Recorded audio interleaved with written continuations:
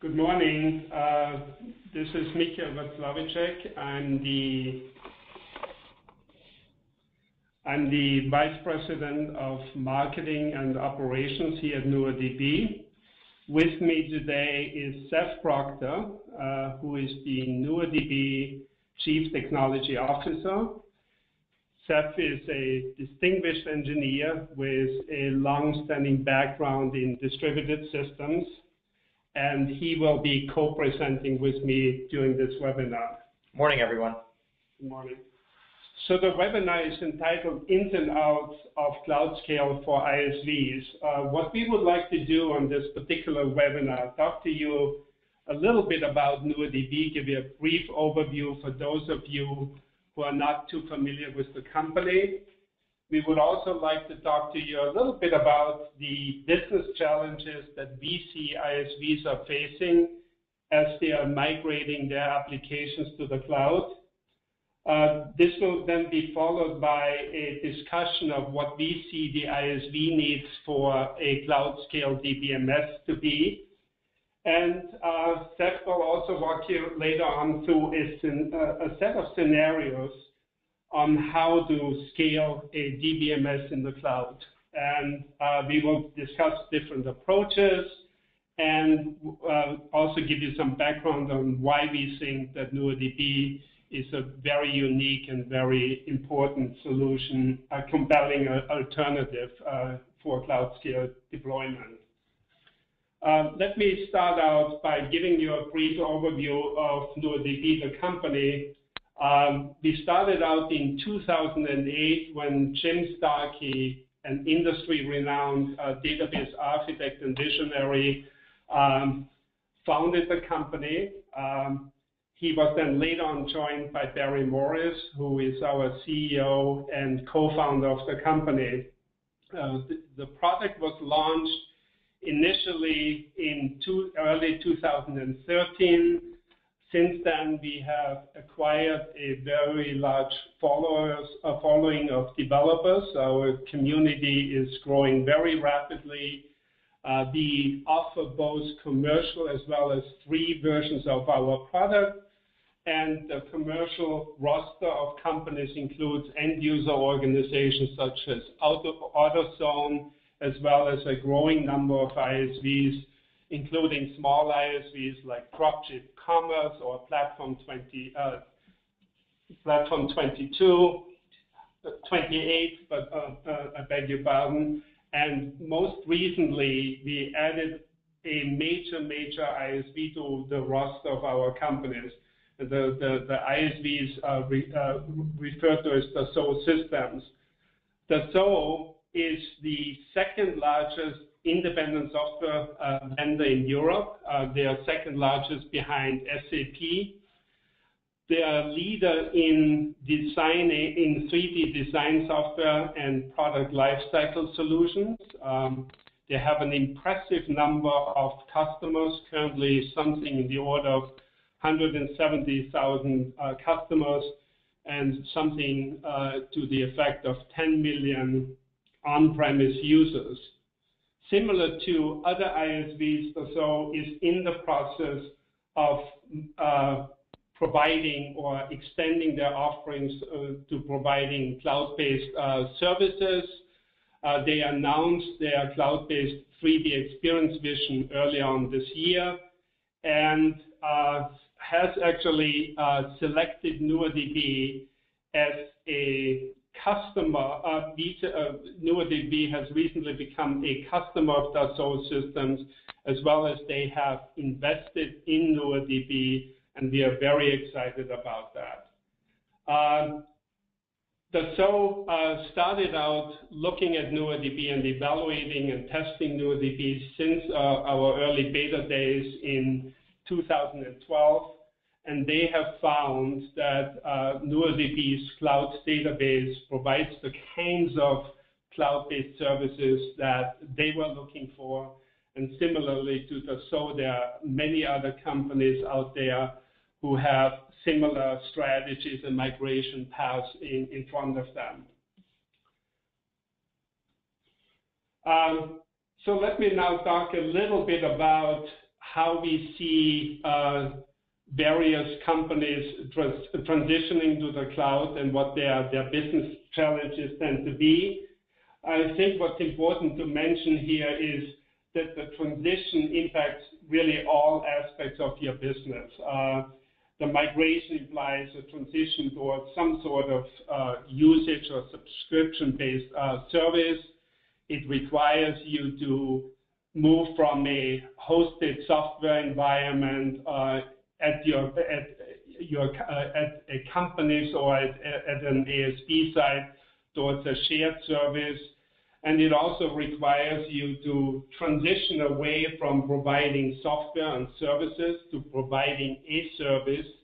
And that implies that you have to meet stringent SLA requirements and other requirements that are now being posed on your application as well as on your database.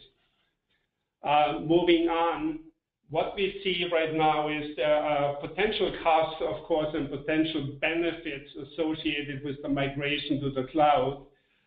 What we see, however, is that there are different ISVs taking different approaches. We see smaller ISVs who are really targeting to have a single application platform that can be deployed on-premise as well as on the cloud. We see ISVs who are moving to the cloud just to take advantage of the cloud infrastructure services. We are seeing ISVs who are running on-premise and cloud offerings in parallel, as well as we see ISVs who are making the entire shift from an on-premise environment to becoming a SaaS provider. All of those approaches are valid approaches. What we see is you can take advantage of the cloud early on. There are, of course, potential costs involved including the migration of your application to the cloud. And there are numerous benefits that we have seen, and some of those are listed here on this particular slide. What we would like to do now is really go a lot deeper in terms of discussing in more detail what the cloud-based DBMS requirements are, and I'm handing over to Seth Proctor, who will lead you through the rest of the text here. Excellent. Thank you, Michael. So you just got a little context there kind of for what the problem is that we're talking about here today, right? We're talking about this challenge that you face when you're going from a traditional model to more of a service model, more of a cloud model, more of a scale-out model. And that cloud could be a public cloud, something like Amazon or Google or SoftLayer.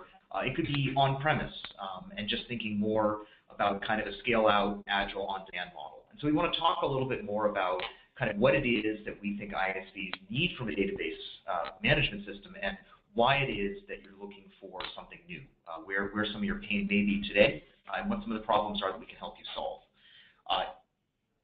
First of all, I think it's really important from an ISV point of view that you're looking for something that is a general purpose SQL database. SQL is the de facto language that people have used for decades now. People have built their applications around it, they've built the logic around it. And it's not just about SQL, it's also about consistency. It's about having a transactional model. And knowing that you have a relational database at your core is really important as you try to work with existing applications, bring new applications into your environment, simplify kind of how many different things you have to manage, how many different programming models you have to work with. And so having that general purpose database at your core we think is critical. And you really do want something that is simplifying the problem. So not just kind of adding another database to the mix, but bringing in a database that makes actually doing deployments in this kind of cloud model and the scale-out model easier. Part of that is about the deployment model. We'll talk a little bit about that over the next few slides. Part of that is about the tools around the software. Part of that is about simplifying the infrastructure itself that you're deploying to. And so I think it's really important when you're thinking about new database technology that you're thinking about technology that can take advantage increasingly of commodity infrastructure. Again, whether that's you're thinking public cloud or you're thinking about building services on-site for customers, or you're thinking about building services yourself and deploying services, you want to be able to take advantage of commodity hardware to simplify deployment, simplify purchasing, simplify management, and that's just critical at the database level. Some other things that I think are important when you're looking at new database technology. Certainly, one of the challenges every time you bring a new piece of software into your infrastructure is the licensing model, understanding what it's doing for a single user, and understanding what happens when you have to support multiple different users that are using the same stack. And so making sure that you're thinking about the licensing model both for single and multi-tenant deployments is particularly critical when you're thinking about a scale-out cloud-based model. We're also talking inherently about distributed systems. We're talking about software that's running on multiple different servers, and with that comes complexity, with that comes kind of additional points of failure, and so something you want from a database in a cloud environment is not just the SQL, not just the database capabilities, but also a simple model for doing management and doing monitoring, so that this isn't causing additional work for you and for your team. This is something that you can take, you can deploy, and you can work with as if it's just a single database. One of the reasons that you want something that's running across multiple servers, one of the reasons you want kind of that cloud model is because you want reliability from a database. You want redundancy. You want to know that this is a service that is highly available, so that as you're scaling your applications, you know your database will provide the availability levels you need. And I think really important today is as you're thinking about these widely spread, complicated systems, you want something that is designed with efficiency in mind. You want something that's designed to not just help you solve problems, not just get you to commodity, but really help you think about cost savings, help you think about using your resources as efficiently and effectively as possible. And in many cases, that means actually software that is getting increasingly intelligent and can automate the process of using your resources and helping you manage your infrastructure to actually reduce cost in the end. And what's the problem? You know, there are lots of problems, there are lots of pain points, but essentially it boils down to what you see on the slide in front of you, right? We've spent the last several years building technology at the web service level, at the application tier, to be able to scale out, to be able to start on a single machine, and as you need more capacity or as you need more places of redundancy, as you need to be able to expand to additional hardware, you can scale those first two tiers. The database, it doesn't scale out in the same way that those other two tiers do. And that's really, that scale out model is at the heart of what you want from a cloud environment, from a distributed environment. And so you really need a database that can scale out, that will work effectively on a single machine, just like your existing databases do today, but can scale out to meet these new kinds of workloads. And in particular, I'd argue that in the theme of simplicity, and in the theme of cutting costs, and in the theme of being able to use the database effectively to solve customer problems, you want something that will work naturally in this model. And what I mean by naturally in this model is, over the last several years, we've gotten very good at trying to build kind of partial solutions to this problem.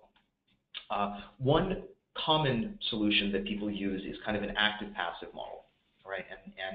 And for those of you who are less familiar with kind of core database technology, what you're looking at here is kind of a simple picture of a very common deployment model, where essentially you say, the way I'm going to make a database scale is I'm going to install the database on multiple machines, and it's really going to be independent databases. And I can only do updates at one of those databases. The other ones will get copies of the data, and I can do reads there. And so you can scale out the number of users that can read data simultaneously.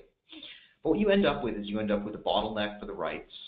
You end up with failure cases that are hard to diagnose because data may be partially replicated. You end up with delays between when you can do an update and when you can do a read. You end up with fragmented infrastructure in terms of multiple different databases you're managing. Usually, in order to handle at least some of these use cases, you also end up deploying an additional caching tier. And that caching tier can add its own layers of complexity. It's another component in the system to manage, another thing that can fail. And so your application logic starts getting written very specifically to this model. And as you want to change this deployment model, you have to change your application logic. It's very, very complicated, it's very expensive, it's very hard to do in any kind of dynamic way. But this is one common approach that people take for database deployment. A second common approach is what's referred to as a shared nothing architecture. And essentially what this is this is taking a different path. This is saying rather than trying to make a database scale out with all of its data, let's just split the data up. And let's say, users with last names, A through G go onto the first database, and users with last name H through whatever go on the second database. And in this fashion, what you really do is you say, take the database and turn it into lots of smaller databases. And this is the approach, for example, that Facebook takes. And if you have data that kind of naturally partitions in this fashion, you might be able to get away with this. Again, the problem is that what you're doing is you're building complexity. You're building a system with multiple different databases that have to be managed separately, have to be backed up separately, have to have their own standby copies if you want any kind of availability. Still probably need some kind of caching tier in front of them to make them work effectively. And again, you've written application logic that's very tightly coupled to this deployment model. And so if you, a year from now, realize that your customer needs twice the capacity that they currently have, you have to make some very hard decisions about what changes in terms of the database, in terms of the application logic, in terms of general your operations. Very expensive to go through the process of doing an upgrade. So writing that logic is much more expensive. You have to have much more investment in the application development level. You have to have much more investment in the operations level. And you don't really get the capabilities in the end that you want, which is the ability to work with what you're used to working with, a single database, an Oracle instance, a MySQL instance, a DB2 instance. Speaking of Oracle, a third approach that some of you may be familiar with is what's called shared disk. And this is the approach, for example, that's taken by Oracle RAC. And essentially what this does is this says, rather than really try to scale the database, let's just assume that we've got a much more high-capacity, capable disk, essentially. And let's put in front of it the ability to scale out some small number of machines that are doing essentially contention management. And again, this, if you're willing to invest in kind of higher-end specialty hardware, this is a solution that can be made to scale. It still requires typically some kind of caching tier. It requires additional backup and maintenance mechanisms. It does give you more general flexibility in that it's not explicitly sharding or partitioning your data, but it does come at a great cost in terms of the infrastructure. It comes at great cost in terms of management and the people who can manage it. And you have to make some very hard decisions about what happens on failure, because this really essentially represents a single point of failure. And if that goes away, you have to decide whether you've invested in additional capacity that's just sitting by waiting, or whether you're going to be able to take the downtime and get the system fixed. So again, it's a set of trade-offs. So the reason we're talking to you today is because we think that there's a better solution for the kinds of cloud environments that people want, for the kind of scale-out, dynamic, on-demand environments that people want to build today, and that's NuoDB. And essentially what we provide through NuoDB is a model where your applications see what looks like a single logical database. Doesn't matter if you're deployed physically on a single machine, whether you're deployed on multiple machines in a data center, or for that matter, if you're deployed across multiple data centers, what we would call a geo-distributed deployment, something that physically is running in multiple locations. It still looks like a single logical database. And so that simplifies management, it simplifies programming. It means that you can make operations decisions separately from application decisions, and you're free to do that. So it simplifies the life cycle and the software management and problems like upgrade. Internally, without going into too much detail about our architecture, internally NuoDB essentially separates the problem of where data is stored from where data is accessed and where transactions run. And so NuoDB is itself a caching system. It's a memory-centric architecture, so that you get in-memory speeds for data in cache. You simplify your architecture because you're not now deploying a separate caching tier. And we take care of making sure that cache is always consistent and working correctly. But you're still getting that SQL database, that ACID compliance that applications need to be able to run effectively. And so this is something that can work for legacy existing applications as effectively as it can work for new applications that are being designed with use cases like active-active or geo-distribution. And this is a database technology that will be able to scale with your application as your application needs to scale.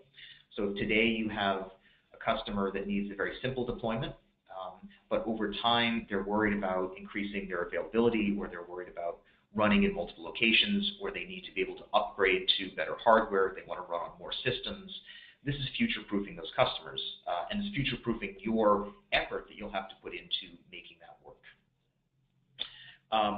In a nutshell, what this really is it's a fundamentally new database architecture. It's really a rethink of what the internals of a SQL database should be to scale in this environment. So to be clear, on that previous slide when I showed you kind of a transactional tier and a storage tier, this is not kind of a wrapper around an existing database engine. This is not kind of tricks around replication or sharding. This really is a fundamentally new architecture designed from the start with distribution in mind.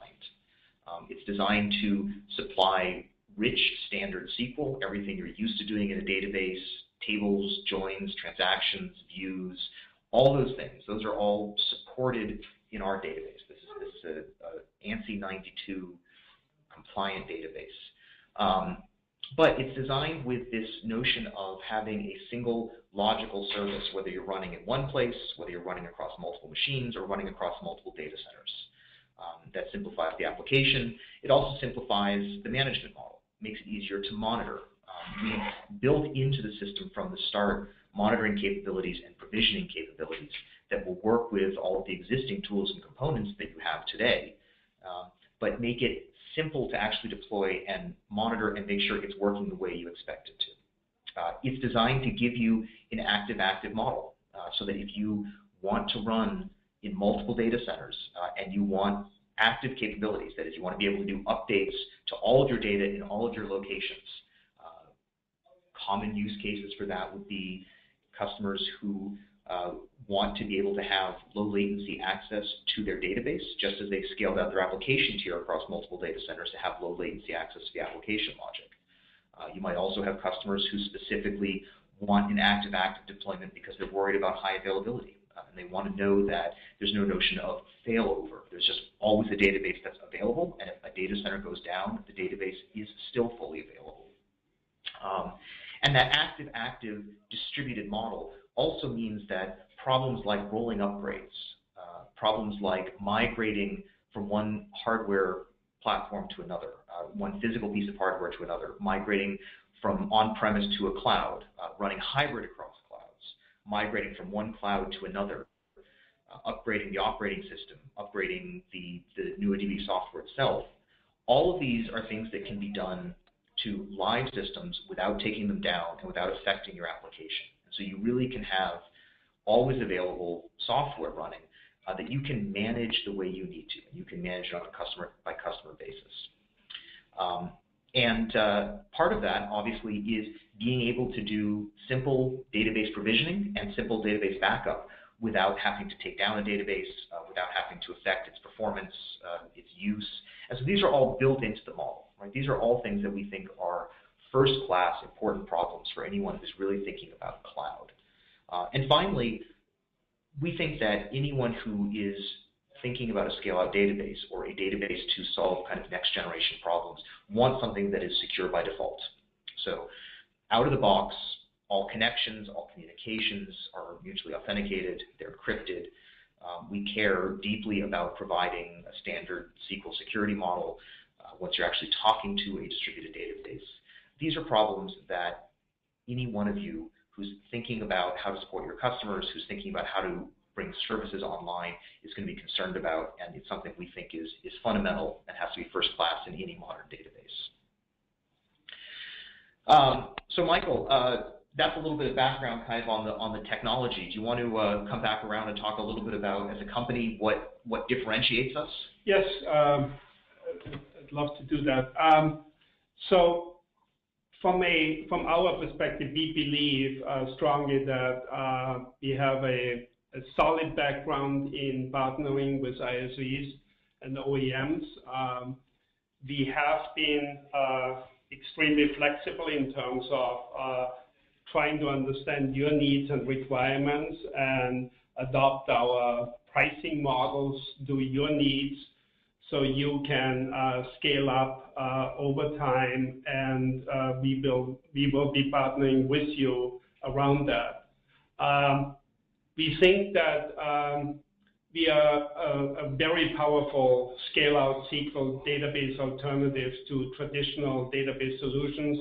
I think if you followed Seth's presentation in much detail, you recognize that NuoDB is a very powerful scale-out solution that actually runs both on the cloud, and again, to repeat, it also can be deployed in your data center. It can be deployed on your on-premise environment, and you can even run NuoDB on your local Mac laptop or your Windows machine, if that is what you would like to do.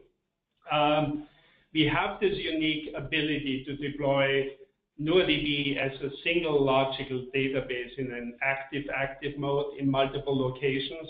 That is a significant differentiator of NuoDB compared to other solutions. We are tackling here a very technical problem with a lot of very important business use cases that I think we can discuss in further detail during the Q&A session.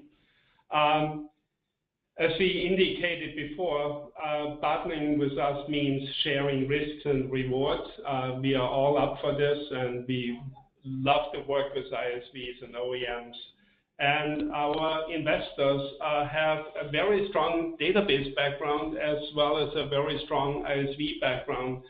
Our co-founder, Barry Morris, our CEO, used to run Iona Technologies, which was a very large organization with hundreds and hundreds of ISVs, so we understand your needs and your desires. Last but not least, we also recently launched an ISV program, which gives you free software for development purposes. We also provide on-site support by a NuoDB sales engineer. For those who are more familiar with NuoDB, we provide very comprehensive online documentation, technical forum support. We also offer specialized training.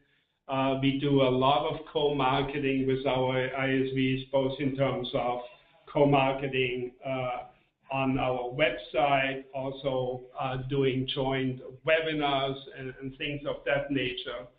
And another aspect I think you should be familiar with, that we offer also extra benefits for startup ISVs, because we understand if you are bootstrapping your business that you may not be in a position to spend a lot of money with us. So we understand that. We want to help you, so please reach out to us. In that light, I would like to open it up now to the Q&A session. And let's see what types of questions we have received so far.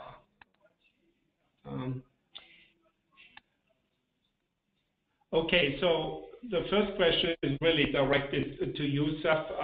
Would you like to handle this question? Yeah, so we seem to have gotten a couple questions on a similar topic, so that suggests there's some interest.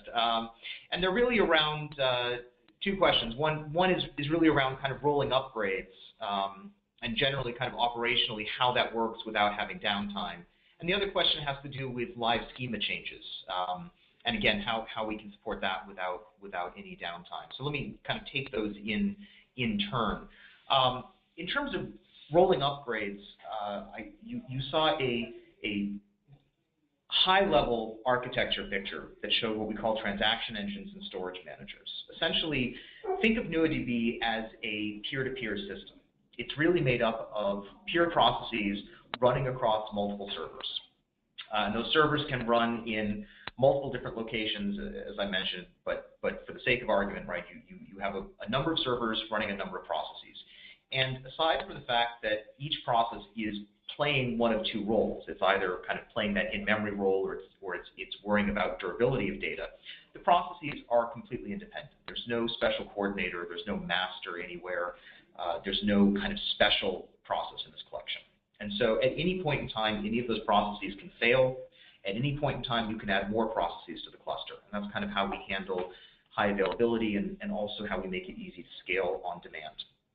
And what that also means is that you can choose to upgrade your software by simply taking down one of those processes, doing the upgrade you want, and bringing it back up. And so if you're upgrading the operating system or you're upgrading your application logic, you're upgrading NuoDB, you can do that without affecting the system as a whole. And if you really want to make sure that you're running at exactly the same capacity, just start an additional transaction engine or storage manager before you do that. That's something we provide in our operational model. Starting a transaction engine is measured on the order of tens of milliseconds, and you've got your database running at the level you need. And so you can run through a system, and you can run NuoDB by design in a mixed mode. And so you can go through, you can take your time, you can decide to upgrade everything at once, or you can do partial upgrades. Doesn't affect us. From the application point of view, the worst thing you might see is you might see that you lost a connection, and it's part of the standard JDBC model or ODBC or whatever interface you want to use against us. You'll just see a dropped connection. You'll reconnect, and you're back talking to the database. And in fact, we provide several connection pooling technologies that make that easy. Now, just to come back to the other part of the question, which was about schema, something that's particularly interesting about our product is that because of that unique internal architecture we have, we actually are very flexible in managing schema. And so something we can do, for instance, is we can add columns, retype columns, rename columns in constant time without taking down the database, without having to change anything about the on-disk structure. In fact, the on-disk structure internally really has nothing to do with that schema. Schema is something very lightweight and flexible for us. And so both doing infrastructure upgrades and also doing upgrades to your application logic are things that we can handle very efficiently. We can handle them online, no downtime. And I think that's pretty critical for these kinds of modern environments. There's another question for you, Seth. The question is, how do I migrate my data to NuoDB? That's a good question, kind of a related question. So we provide out of the box, we provide a migration tool if you're using other relational databases, if you're using technologies like Oracle or MySQL, Postgres, DB2, SQL Server, those kinds of technologies. We provide a tool that will migrate schema, will migrate data, will make it very simple to get data out of some existing database and into NuoDB, whether you just want to do that for evaluation, whether you actually want to try to stage data to do some testing, whether you actually want to start moving a database over live. And because we're standard SQL, that's usually a very straightforward, very simple process. All right, so we've got another question here from Joshua, who asks, can NuoDB integrate into Django, e.g. user auth, file pointers, and scalability with Django? So we actually have a pure Python driver. It's a PEP 249 driver for those of you who track these things and care about it. So it's kind of a standard compliant driver that has the interfaces that most systems expect. And we actually have a community project where we've done integration with Django.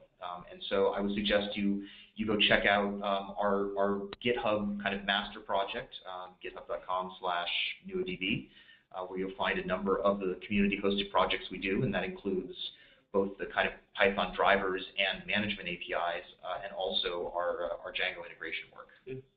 The next question is, can you provide us with more detail on the hosting platforms that NuoDB supports? Sure. So this is kind of hosting platforms in terms of the different public cloud environments, and yeah. So we've done work on a number of different kind of hosting platforms. We've done work with Amazon. We've done work with Google. If you go online, you can find a video we did of a joint project when Google Compute Engine was still in beta and was looking for people to kind of kick the tires and do demonstrations at massive scale. So we actually did tests across 100 machines in the